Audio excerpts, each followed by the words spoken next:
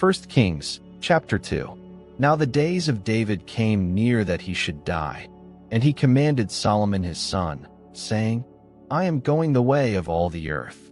You be strong therefore, and show yourself a man, and keep the instruction of Yahweh your God, to walk in his ways, to keep his statutes, his commandments, his ordinances, and his testimonies, according to that which is written in the law of Moses, that you may prosper in all that you do, and wherever you turn yourself. Then Yahweh may establish his word which he spoke concerning me, saying, If your children are careful of their way, to walk before me in truth with all their heart and with all their soul, there shall not fail you, he said, a man on the throne of Israel. Moreover, you know also what Joab the son of Zeruiah did to me, even what he did to the 2 captains of the armies of Israel, to Abner the son of Nah, and to Amasa the son of Jether, whom he killed, and shed the blood of war in peace, and put the blood of war on his sash that was around his waist, and in his shoes that were on his feet. Do therefore according to your wisdom, and don't let his gray head go down to Sheol in peace. But show kindness to the sons of Barzillai the Gileadite, and let them be among those who eat at your table. For so they came to me when I fled from Absalom your brother. Behold, there is with you Shimei the son of Gera, the Benjamite, of Bahurim, who cursed me with a grievous curse in the day when I went to Mahanaim. But he came down to meet me at the Jordan, and I swore to him by Yahweh, saying, I will not put you to death with the sword. Now therefore don't hold him guiltless, for you are a wise man, and you will know what you ought to do to him, and you shall bring his gray head down to Sheol with blood. David slept with his fathers, and was buried in David's city. The days that David reigned over Israel were 40 years. He reigned 7 years in Hebron, and he reigned 33 years in Jerusalem. Solomon sat on David his father's throne, and his kingdom was firmly established. Then Adonijah the son of Haggith came to Bathsheba, the mother of Solomon. She said, Do you come peaceably? He said, Peaceably. He said, Moreover, I have something to tell you.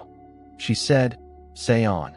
He said, You know that the kingdom was mine, and that all Israel set their faces on me, that I should reign. However, the kingdom is turned around, and has become my brother's, for it was his from Yahweh. Now I ask one petition of you. Don't deny me. She said to him, Say on.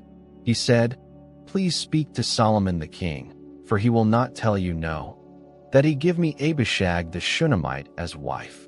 Bathsheba said, All right, I will speak for you to the king. Bathsheba therefore went to King Solomon, to speak to him for Adonijah. The king rose up to meet her, and bowed himself to her, and sat down on his throne, and caused a throne to be set for the king's mother, and she sat on his right hand. Then she said, I ask one small petition of you. Don't deny me. The king said to her, Ask on, my mother, for I will not deny you.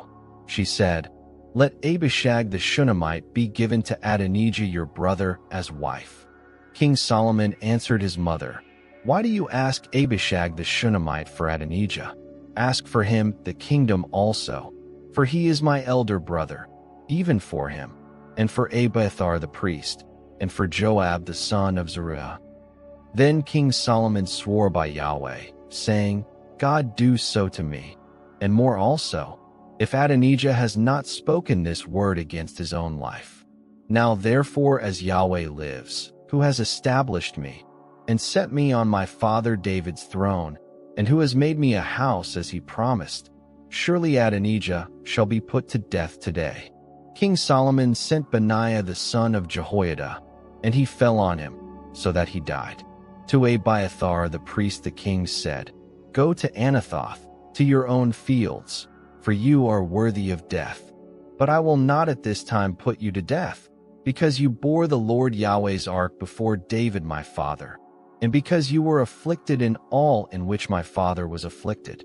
So Solomon thrust Abiathar out from being priest to Yahweh, that he might fulfill Yahweh's word, which he spoke concerning the house of Eli in Shiloh.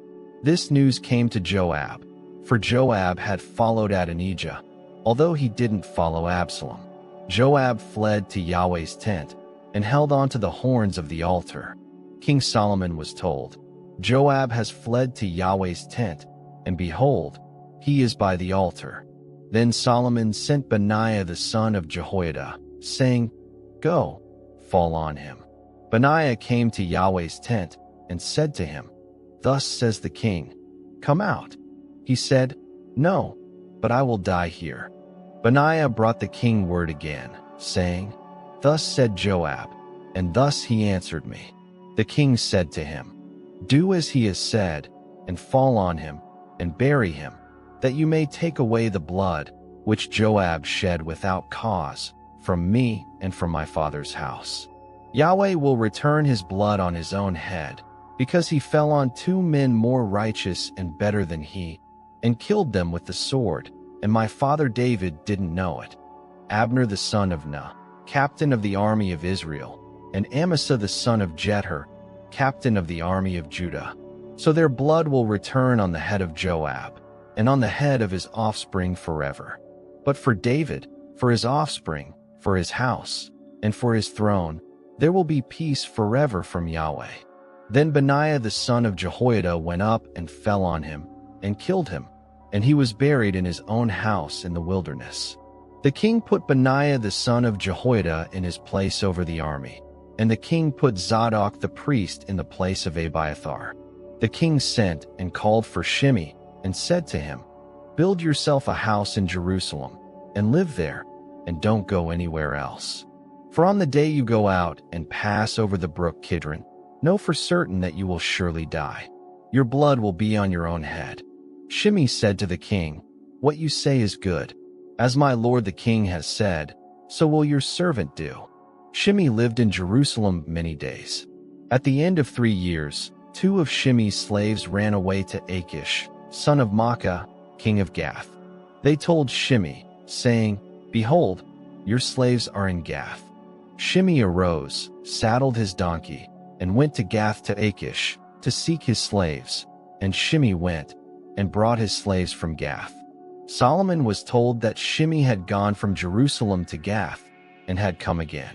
The king sent and called for Shimei and said to him, "Didn't I adjure you by Yahweh and warn you, saying, know for certain that on the day you go out and walk anywhere else, you shall surely die?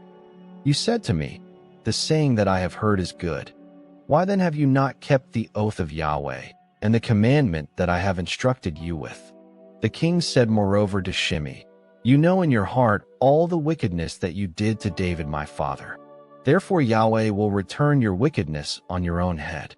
But King Solomon will be blessed, and David's throne will be established before Yahweh forever." So the king commanded Benaiah the son of Jehoiada, and he went out and fell on him, so that he died. The kingdom was established in the hand of Solomon.